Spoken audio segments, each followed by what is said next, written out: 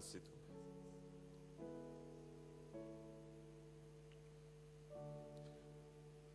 Terima kasih untuk hadirat Tuhan.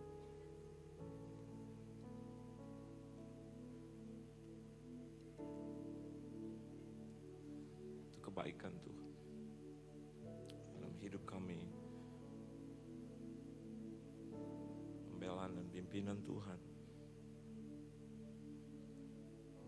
Selalu kami bisa saksi dalam setiap aspek hidup kami. Thank you Lord. Terima kasih. Kau alasan kami hidup.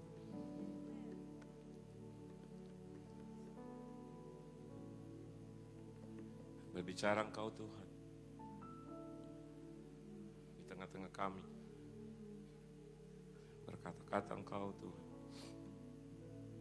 tengah-tengah kami. Kuasai ruangan ini, bahkan ruangan hati kami yang terdalam. Berkati anak-anakmu tanpa terkecuali. Biar kami pulang membawa Engkau dalam hidup kami. Thank you Lord. Dalam nama Yesus kami sambut firman-Mu. Haleluya. Amin. Beri tepuk tangan dulu yang meriah buat Tuhan. Silakan duduk. Shalom. Terima kasih buat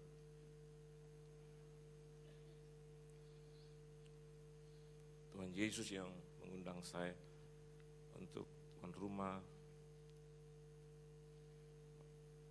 gembala sidang, koordinator, dan juga seluruh jemaat Tuhan yang dikasih Tuhan. Saudara bersuka cita, amin. Kita buka kebenaran firman Tuhan di dalam Injil Lukas pasalnya yang kelima. Kalau tidak salah dalam 2 minggu yang lalu saya ada di sini.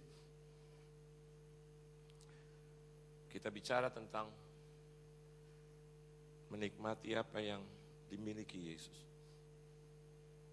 Sebagai orang yang percaya, Seringkali kita banyak membaca, banyak mendengar, banyak menyaksikan, melihat tentang perbuatan Tuhan yang ajaib, baik di masa lalu, entah itu di perjanjian lama ataupun dalam masa lalu hidup kita, bahkan sampai hari ini, dalam perjanjian baru ataupun ketika hidup kita diperbaharui dalam Tuhan.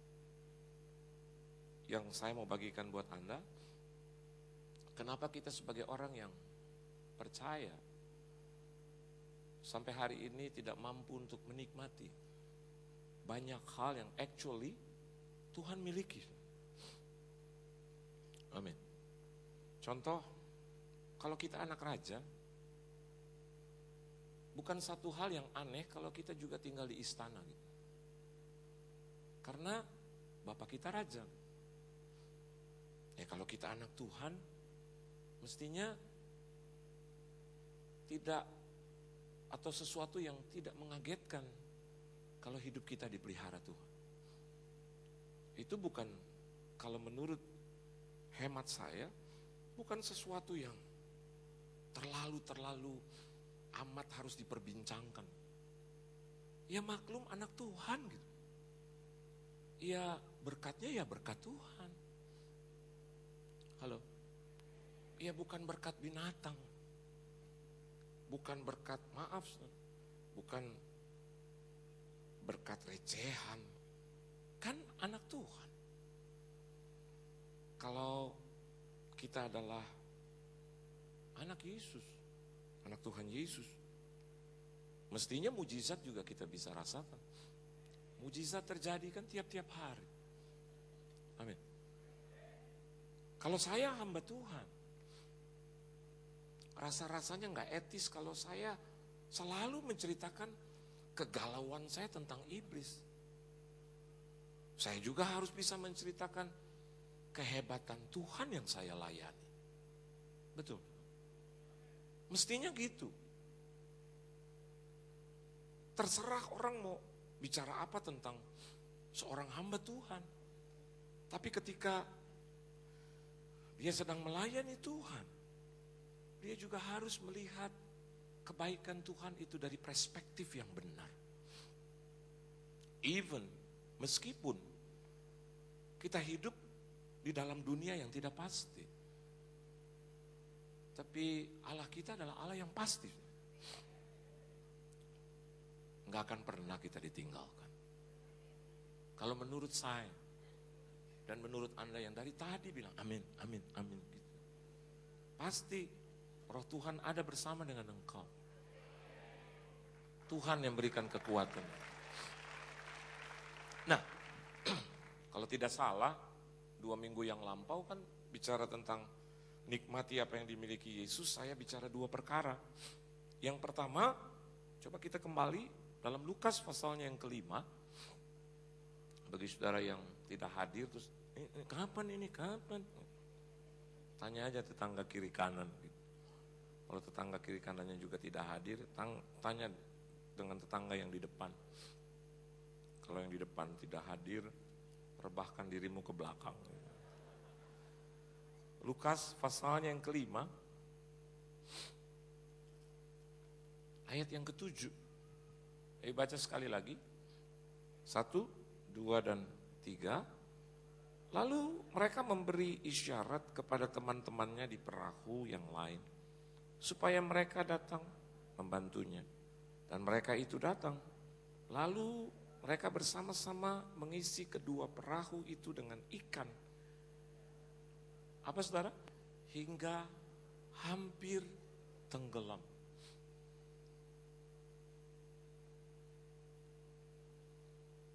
Sudah bagi dengan tetangga kiri kanan, bagi keluarga gitu. Kan mereka panggil perahu-perahu yang dekat mereka. Karena banyaknya ikan yang mereka tangkap, sudah dibagi. Tetap saja Alkitab catat, hampir apa saudara? Tenggelam. Tenggelam dalam berkat Tuhan.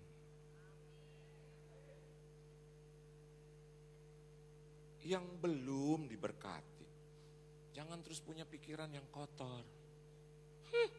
Berkat melulu, bukan. Ini bicara tentang meskipun dunia menekan kita, penyakit mendera kita, kemiskinan, kekurangan menghantam kita, kita adalah anak-anak Tuhan yang bisa berjalan terus. Entah itu ya rasanya seperti digebuki gitu loh. Saya 3 hari yang lalu juga seperti orang yang digebuki. Apalagi kita sebagai pembicara dan saya ngomongin tentang ini lagi. Jadi rasa-rasanya Tuhan dan juga setan mungkin, ayo lo gue ganggu lo. Dan ternyata firman Tuhan ini benar 101%, saya tambahin 1 deh. Benar, gak kalah, tetap bisa berdiri sebagai pemenang. Beri tepuk tangan itu buat Tuhan. Nah, untuk menikmati yang dimiliki Yesus kan harus ada perbaikan demi perbaikan. Betul, saudara? Kita sama-sama meyakini dan sama-sama sepakat, bukan Tuhan yang harus memperbaiki diri. Betul. Kita harus like Peter. Go away from me, Lord. Depart from me, Lord. I'm just a sinful man. Dia usir Tuhan. Come on, Lord, come on. Go away, Lord, go away. Kenapa sih? Kalau saya jadi Tuhan Yesus, kenapa sih? Kenapa? Saya akan ganggu dia gitu.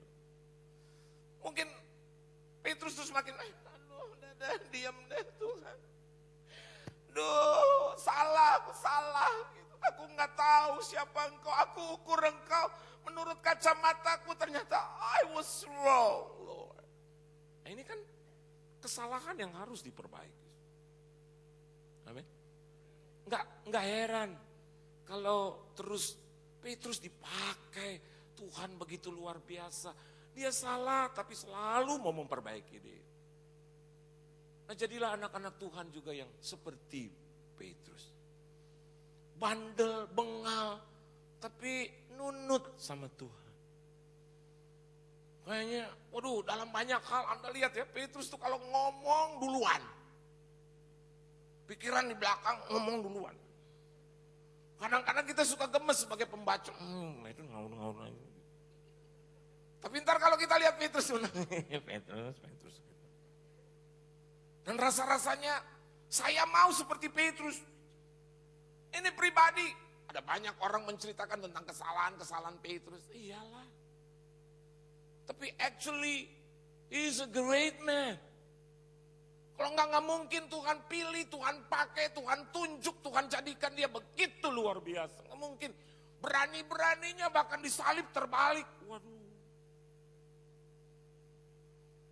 Kenapa dia bilang nggak pantas, nggak layak aku mati seperti Tuhanku? Jangan. Aku mau lebih parah lagi. Udah nggak parah-parah.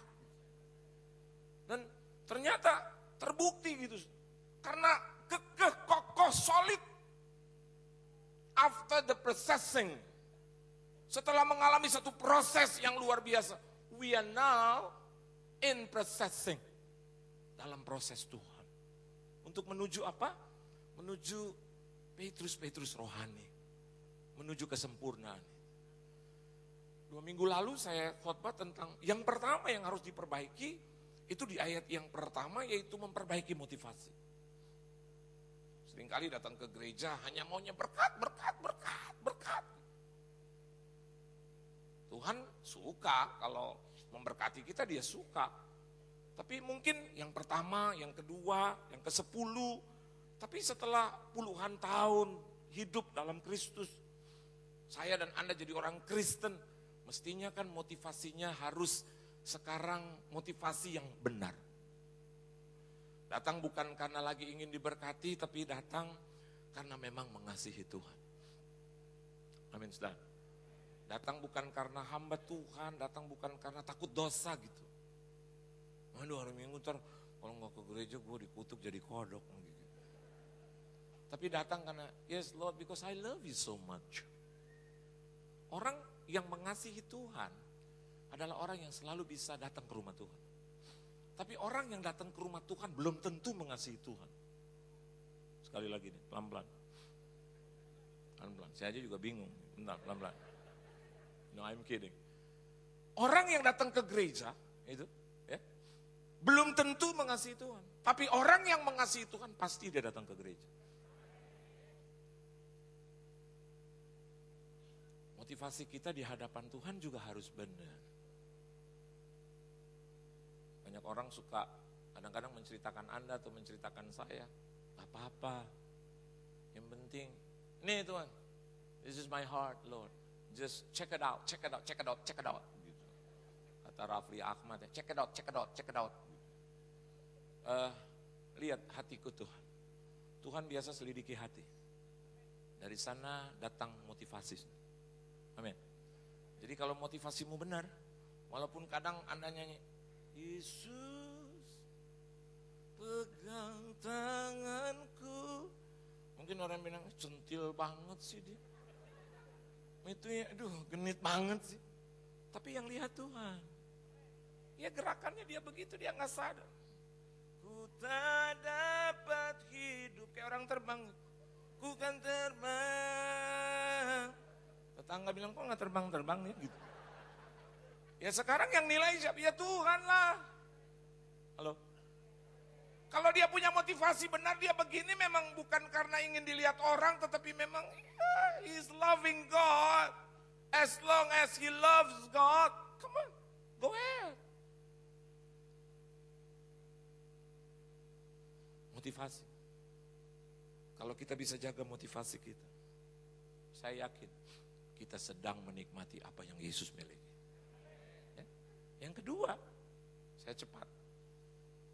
Kemarin saya bicara tentang selain memperbaiki motivasi adalah memperbaiki kesalahan atau kegagalan. Kita tahu bahwa nelayan-nelayan katanya telah turun dari perahunya, terus sedang membasuh jalannya.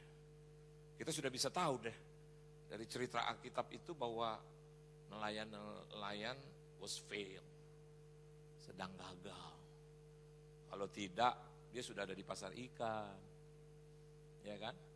Kalau Anda dapat gaji, apakah masih mau duduk-duduk di kantor sampai 11:30? I don't think so. Ya kan? Kalau perlu tuh, siapa yang duluan sampai di rumah? Saya dulu waktu masih kerja gitu, akhir bulan, aduh kayaknya tangan tuh dan kaki rasanya ringan aja gitu. Mau terbang ke rumah gitu. Terus begitu dapat, lari. Istri saya juga begitu, rasa-rasanya hari itu panjang begini. Dia tungguin telepon ada 47 kali. Ini mana? Ini mana? Ini mana? Ini mana? Ini mana? Dia bukan tanya saya, tapi di mana uangnya gitu loh. Dan waktu kita dapat, ya kita dulu masih susah, mah, aduh, uang segitu aja kita bisa pasar baru sudah, makan nasi uduk titik-titik gitu. Saya takut pemiliknya ada di sini lagi. Gitu. Terus dia bilang promosi nih ya gitu.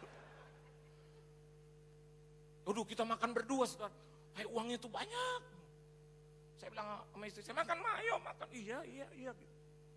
Hai mah makan lagi mah iya. Tapi saya liatin dia gitu. Dia mau ambil apa kalau ayam mah jangan. Gitu. Tahu tempe tuh mah banyak tuh gitu. Terus itu kita nonton. Di mana mah? Titik-titik tuh yang dekat pasar baru. Sampai midnight kita nonton berdua terus. Dan itu duit aneh gitu, gak habis-habis gitu.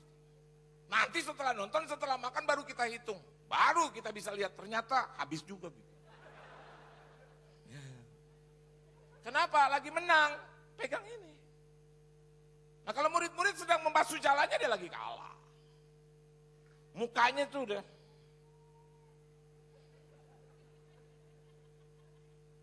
Yesus naik ke salah satu perahu.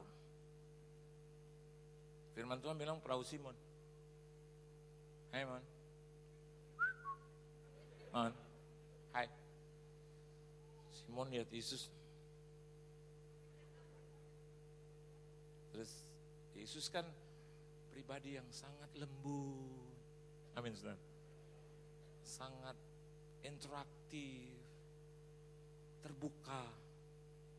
Mau anterin aku enggak ke seberang itu, didorong. Ayo, mau enggak? Mau enggak? Mau apa enggak? Simon, if I was Simon, saya juga kan berpikiran sama. Aduh nih orang nggak tahu gue lagi gagal. Ya? Nah, ini kelebihan Simon. Firman Tuhan katakan begini, Ustaz. Lalu Yesus duduk dan menceritakan tentang firman. Berarti Simon tuh dorong, karena ada kata lalu di situ. Lalu ia duduk. Kalau Simon nggak dorong, Yesus tetap berdiri. Enggak. Memang kan udah gagal situ. Memang. Simon mungkin.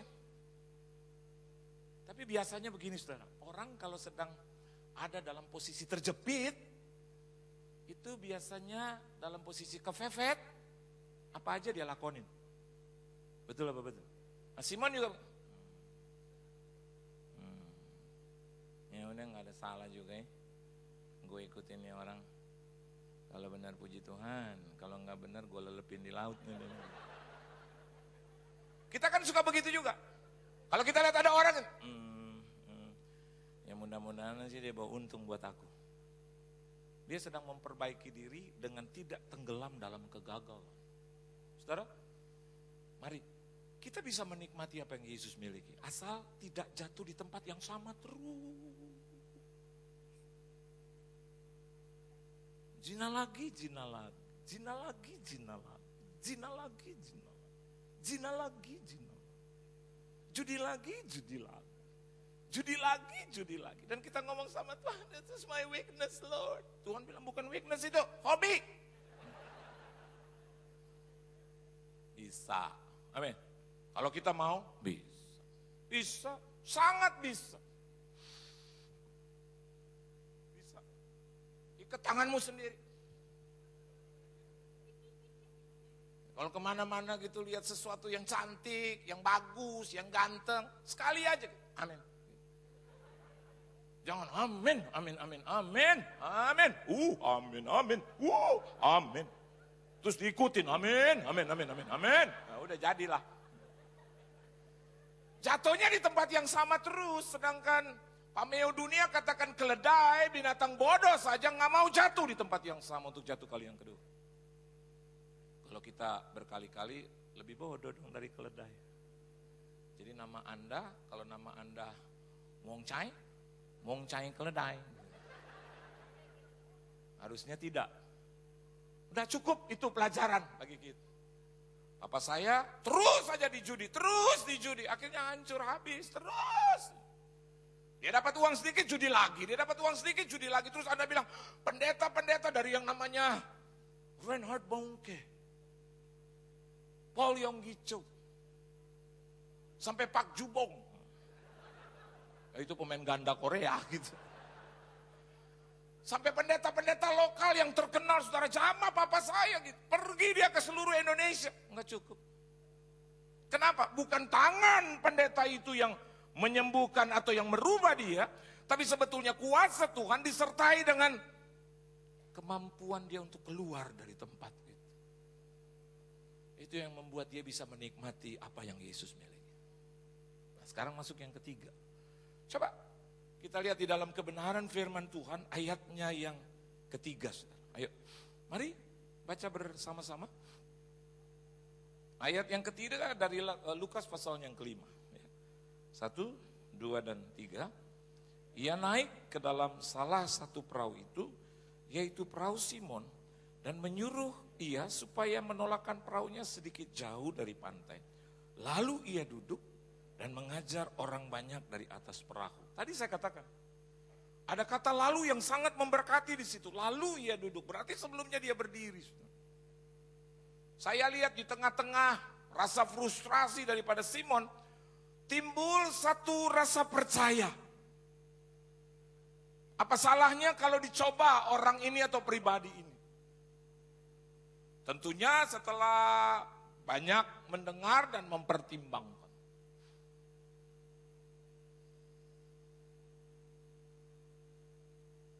Hal yang ketiga yang harus kita perbaiki, bicara tentang iman percaya kita.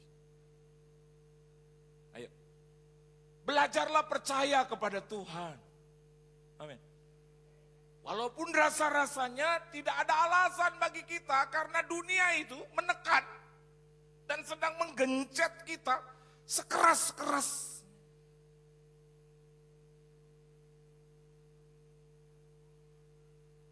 Tiga hari yang lalu tadi saya katakan, saya ada di situasi itu. Ya bawa firman mungkin gitu ya, karena sudah 13 tahun, 14 tahun jadi hal yang mungkin karena jam terbang. Agak biasa, saya pakai agak biasa. Tapi tetap saja proses itu ada dalam hidup saya. Nah salah satunya adalah peristiwa 3 hari yang lalu. Ceritanya sederhana. Istri saya pulang dari pelayanan, duduk di meja makan. Terus saya duduk baca koran, ada istri saya, ada anak saya, ada mertua saya di kamar, ada adik dari istri saya, jalan bolak-balik gitu. Saya bisa bayangkan tuh pembantu kadang keluar masuk bawa air, bawa makanan. Terus istri saya ketika mereka nggak ada semua langsung cepet, "Pak, itu tuh," katanya apa? "Kan kami tanggal 7 nih mau berangkat untuk ke Turki Yunani dari gereja Anda." Dulu hampir-hampir saya tidak pernah bawa anak saya itu berlibur.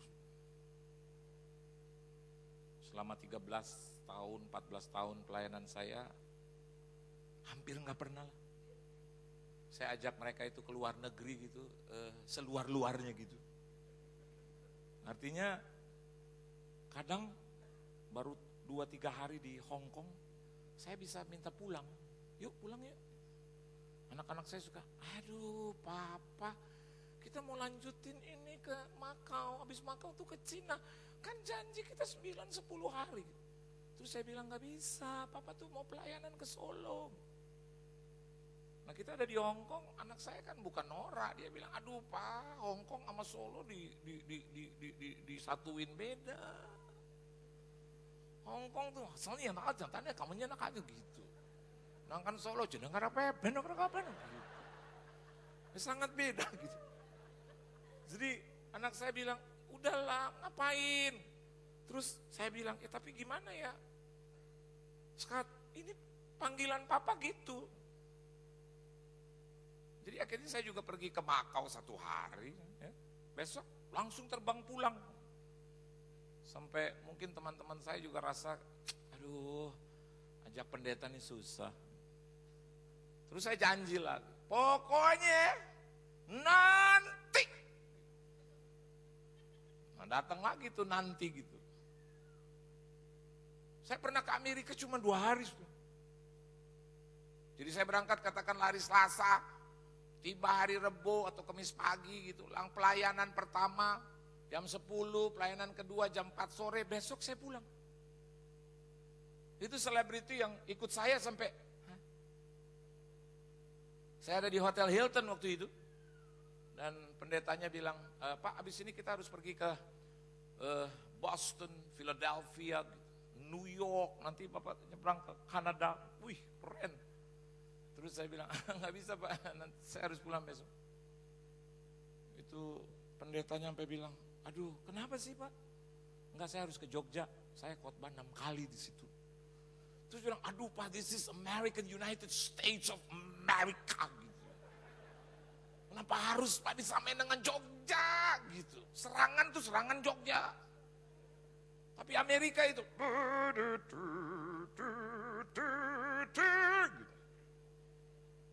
Saya bilang, "Bapak yang norak." Sampai dia harus berdiri. Kenapa saya dikatakan norak? "Wah Jogja 6 kali ibadah Bapak harus niat." Mereka nyanyi. "Selama ku hidupku Saya aja sampai ketakutan sendiri. Kalau nyanyi, ku kan terbang. Pakai injek-injek gitu. Sampai ke depan.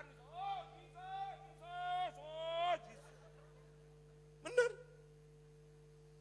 Dan Jogja is a part of my country actually, gitu. American, no. Bagi saya masih ada Benny Hinn di situ. Jogja ada siapa?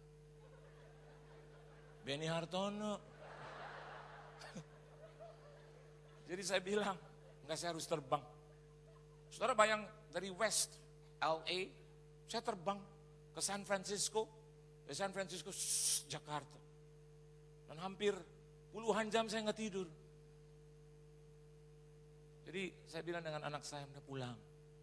Nah kemarin bulan Februari saudara, itu waktu saya, when I was in troubles gitu, itu 1:30 pagi, saya nggak tahan, saya nangis.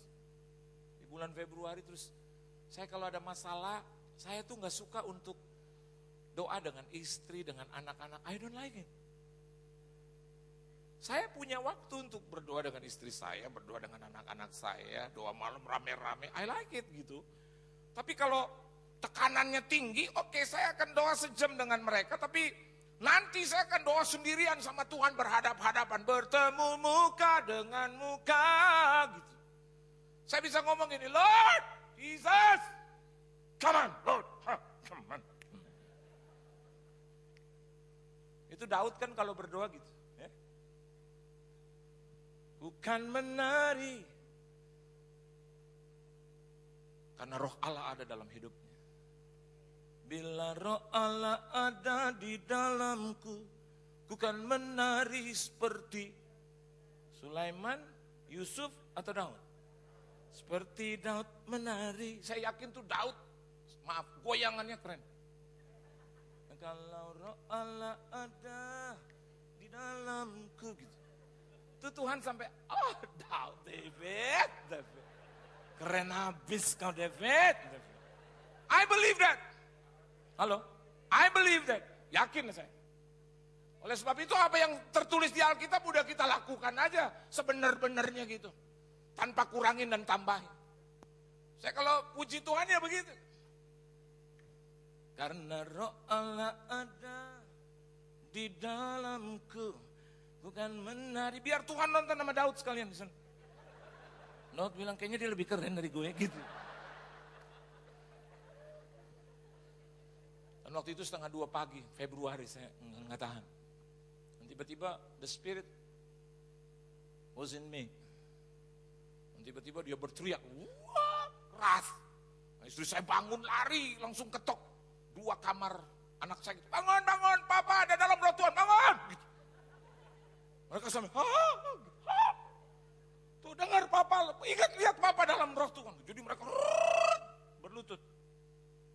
Nah, salah satu perkataan yang keluar bilang begini, aku akan membawa kalian berempat satu keluarga pergi ke luar negeri atas tanggunganku gitu. Saya senang, amin, amin, amin. Gitu. Pegang kita, begitu selesai itu nubuatan kita lihat-lihatan. Yes. Nah kemarin tuh yang lagi baca koran bos 3 hari yang lalu. Oke, udah oke nih kita berempat pengi. Cuman pelornya nggak ada bos. You know pelor nggak ada nih pelor. Jadi saya duduknya begitu merengket. Istri saya ngomong, Pak, harus dibayar nih Pak besok pagi. Kalau ngomong soal pelor, biasanya orang suka nggak jelas. Ini mana lumayan nih mak pinjaman. Nah saya juga tahu ini mana nggak ada. Terus dia bilang begini, Pak, kamu dan aku udah oke, tapi 2 anak ini, kamu hamba Tuhan loh, kamu pemimpin rohaninya loh. Masa 2 anak ini nggak bayar? Malu. Terus Dokter Yanto dengar, kita bisa diperiksa loh berdua. Waduh kan, ini reputasi nama Yesus dan namaku dan nama keluarga gitu. Nah istri saya tuh singgung, di situasi yang sulit juga bagi saya. Dia bilang, Pak, jatuh tempo besok. Saya bilang, Jadi gimana? Saya berdiri, ya di atas hias yang. Saya cuma ada uang 250.000.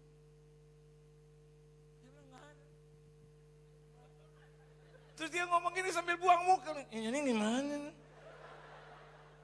Saya bukan tersinggung, jadi saya berdiri. Saya kejar itu mukanya. Jadi gimana? Ya gue enggak, ini gimana? Terus dia bilang gini, jadi aku besok harus bayar gini. Ya enggak ada. Nah, terus dia bilang begini, ya udah gini aja nih. Aku dan satu anak gak berangkat. Dia pilih yang paling bungsu. Biar kau dengan anak yang sulung yang berangkat. Saya jawab, kalau 2 tidak berangkat, 2 juga tidak berangkat. 4 enggak berangkat, 1 for all, all for one. Terus dia bilang, jadi lo sebagai pemimpin rohani, ya terserah aja. Bilang aja gue pergi gone with the wind.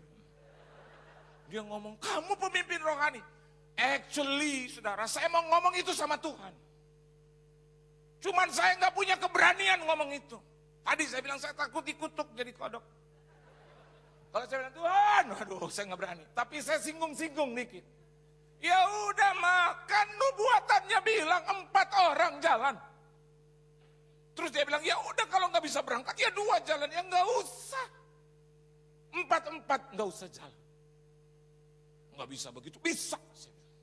Nggak bisa, bisa. Terus dia colek anak saya yang sulung, ya, ke dokter ya sama mama. Terus dia panggil ibunya dan adiknya, ya berangkat. Yang bungsu lagi tidur. Saya ditinggalin sendirian di rumah. Terus saya lihat ke atas. Kayaknya sepi-sepi banget sorgan. Kan dia tahu keberadaanku. Tiba-tiba saya naik ke atas. Saya hanya berlutut cuma bilang, ayo dong Tuhan. Do something Lord. Come on. Saudara, hari ini saya bisa pelajari. Sampai hari ini pun Anda dan saya di tempat ini sedang dibentuk oleh Tuhan dalam hal kepercayaan atau iman. Jangan berbangga terlebih, oh aku udah lewatin satu perkara, akan ada perkara yang lain. Anda menang lagi perkara yang lain, ada lagi pertarungan iman di situ.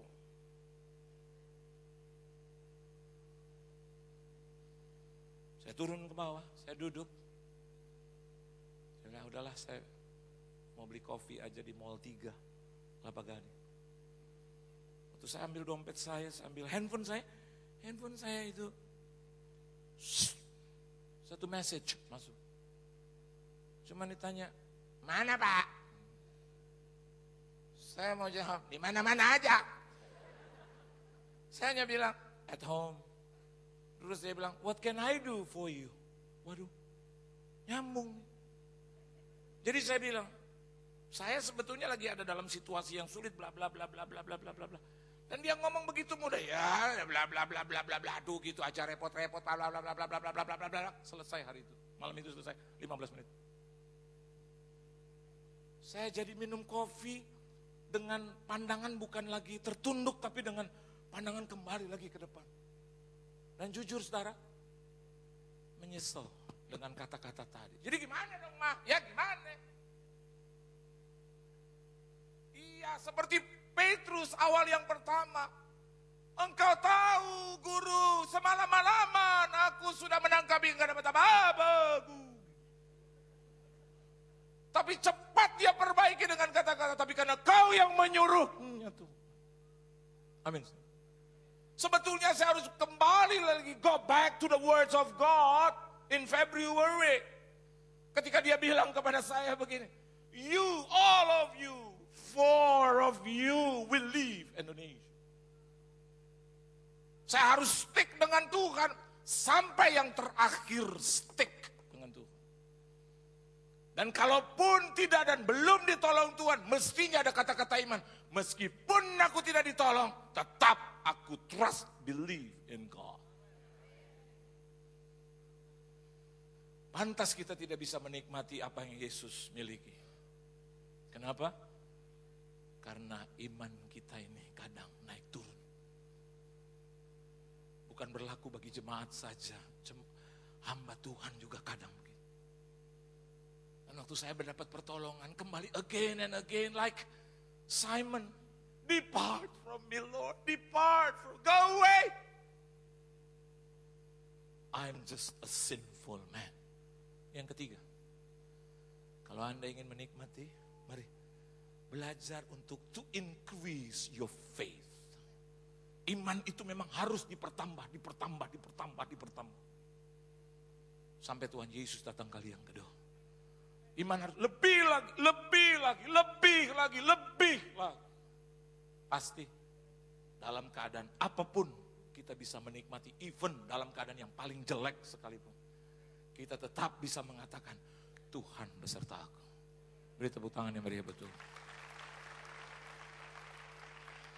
Yang keempat, mari kita lihat ayat yang keempat.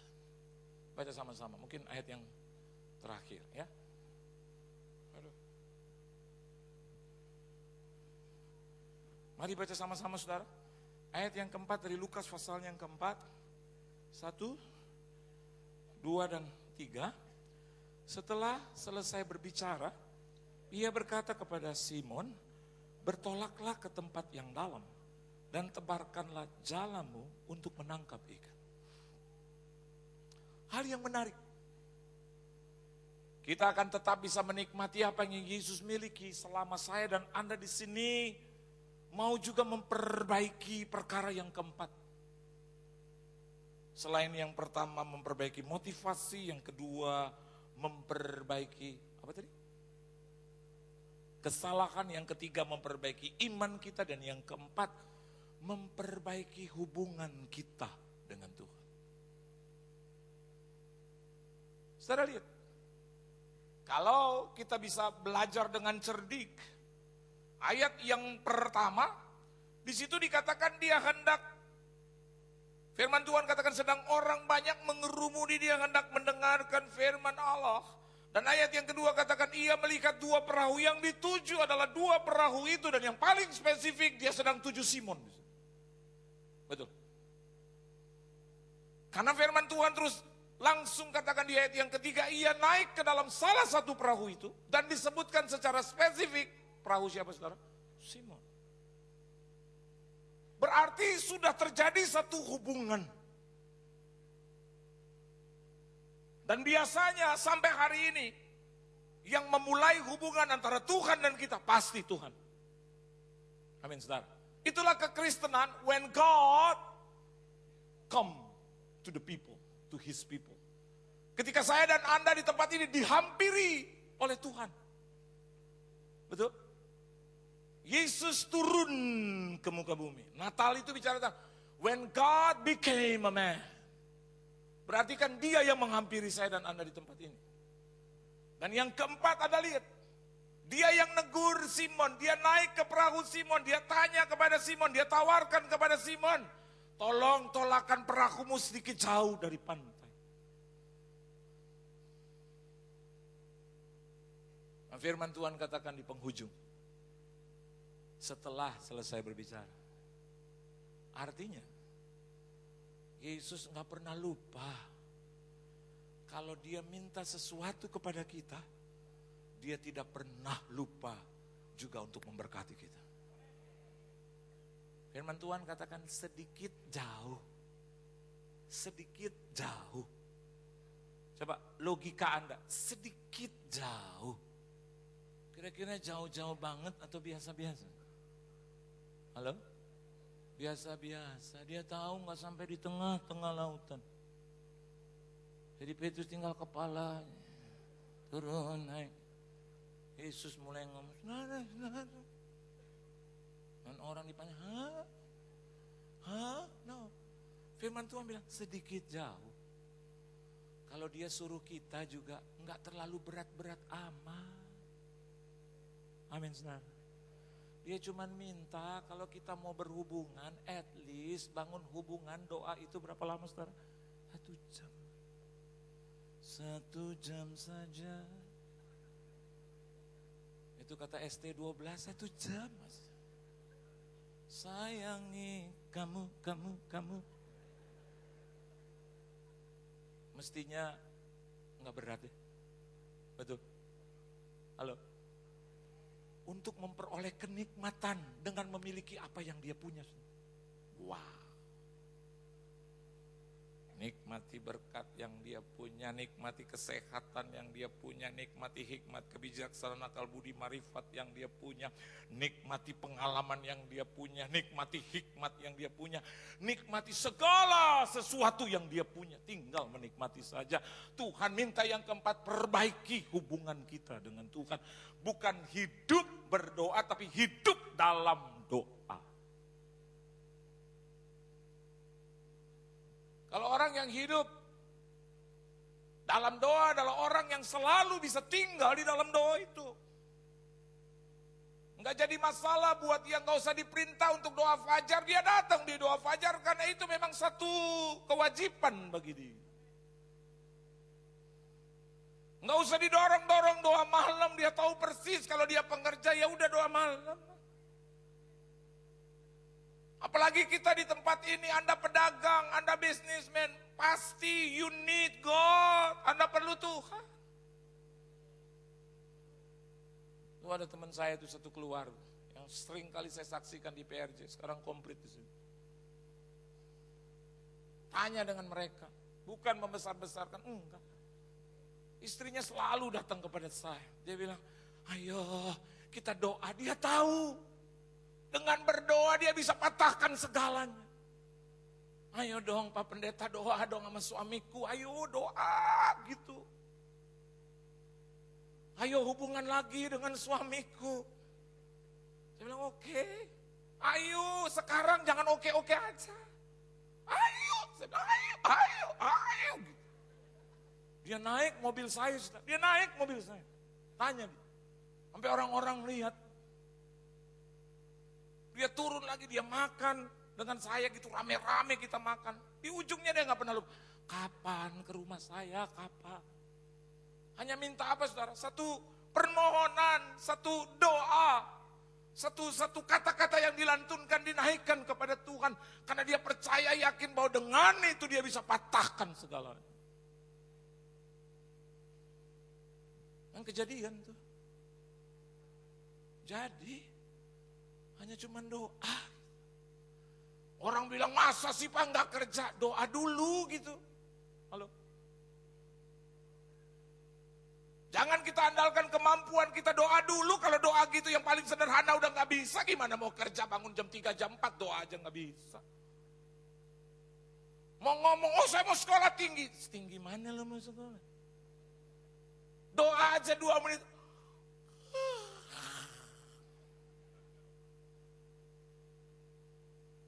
Mematahkan kemiskinan saya, Yesus in my prayer. Saya pernah saksikan itu.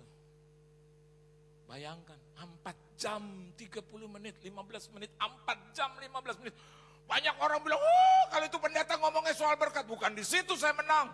Tapi 2 tahun 4 jam 15 menit. Capek. Jam 12 malam, dieng, bar.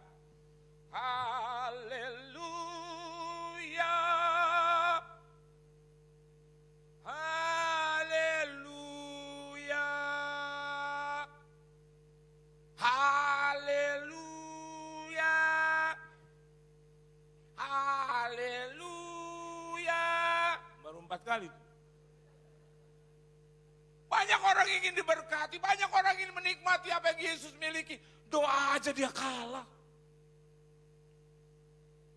Padahal itu yang paling mudah dibandingkan hafal rumus-rumus. Tentang ekonomi. Tentang perdagangan dunia. Aduh, itu sulit. Ada hal yang gampang. Ayo doa. First. Ini sih gampang aja doa. Ya, ayo cemen. 5 menit, 9 menit. Ayo coba deh. 7 menit.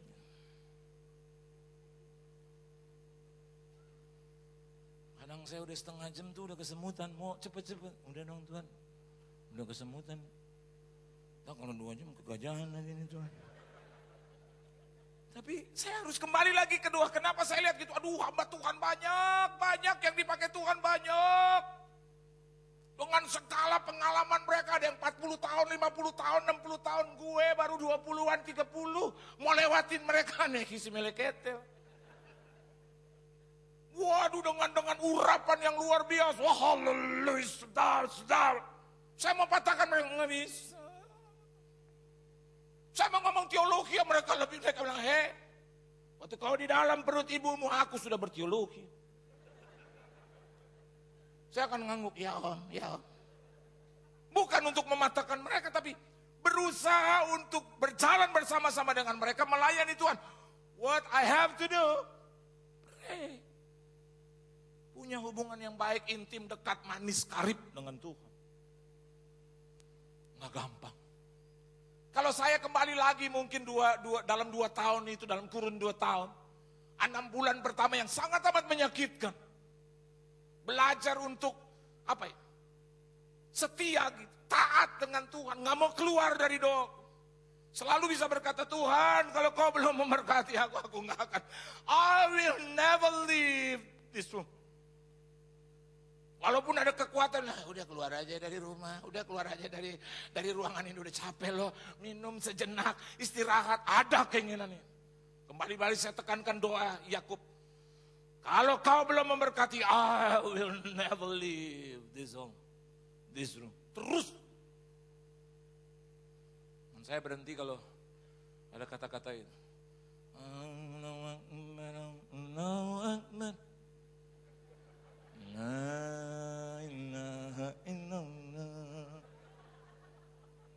Saya kan nggak mungkin balas, ku pandang wajahmu. Saya cuma bilang, Tuhan, saya mundur dulu. Kita gantian nih Tuhan. Ada yang waiting list.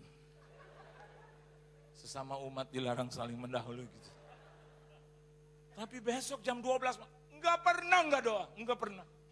Nggak pernah sejam, nggak pernah. Karena saya tahu, saya belajar firman. Sejam Tuhan bilang, gue bikin 2 jam. Kalau sejam aja kata Tuhan hebat, gue bikin 3 jam. Begitu 3 jam, 4 jam. Begitu 4 jam 15 menit diingat. Gantian. Masuk. Wah, itu kuasa kenceng. Saya ingat ada seorang bapak kena kanker. Pak Pendeta doakan saya, Pak Pendeta. Orang Batak. Saya kanker stadium 4. Saya bilang, iya Tuhan baik.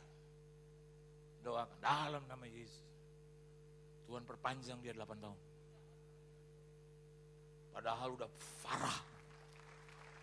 Dia kepala suku dari marganya yang besar itu. Dia bilang, Pak Pendeta yang seperti ini selengean masa bisa sembuhkan aku. Saya dulu pakai jeans. Terus kata istrinya, percaya saja sudah lah Pak. Percaya kau sembuh, gak percaya matilah kau. Saya gak tahu istrinya bilang itu, tapi after that. Itu istrinya sekarang umur 80, hampir 80. Kalau ketemu saya, Pak Pendeta, Mang Pandita. Itu keluarganya bererot 20-an. Pandita. Walaupun akhirnya bapaknya meninggal umur 76, penyakit tua itu, 76. Mau berapa lama lagi dia ini? 149, dia masih hidup, saya udah tolong doain saya, aduh terbalik. Saya nggak mau hidup sampai 149, nggak mau. Saya sama Pak Yanto jadi nggak kenal, udah tua. Lu siapa ya? Gitu. Pak Yanto bilang, lu dulu siapa kasih tahu. Kalau lu nggak kasih tahu nama lu, gue juga nggak kasih tahu nama gue. Aduh capek. Kita berdua di atas saja begitu. Dan yang datang ini bukan anak-anak, udah lenyap semua cucu-cucu yang datang. Dokter Yanto bilang, itu siapa ya? Saya nggak tahu, itu juga siapa, nggak tahu. Ya usia 70, kalau kuat 80, it's okay. Itu tergantung Tuhan. Tapi kalau 125, enggak.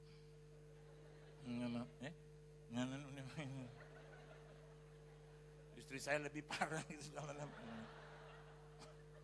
Nanti kita jangan 2 jam di tempat aja terus, enggak mau. Apalagi saya orangnya demen rame, enggak mau. Ntar saya tanya sama cucu saya, malu mana? Terus cucu saya udah mati, Pak. Terus dia bilang, kok opa nggak mati-mati? Pasti doa dia tiap hari mati. Coba, oh Tuhan bikin mati dia, Tuhan. Ngerepotin jalan begitu nggak nyampe-nyampe. Saya tutup firman. Ayo perbaiki hubungan kita dengan Tuhan. Pasti kita akan diberkati oleh Tuhan. Beri tepuk tangan yang meriah buat Tuhan. Haleluya. Ku pandang wajah-Mu dan berseru, pertolonganku datang dari-Mu.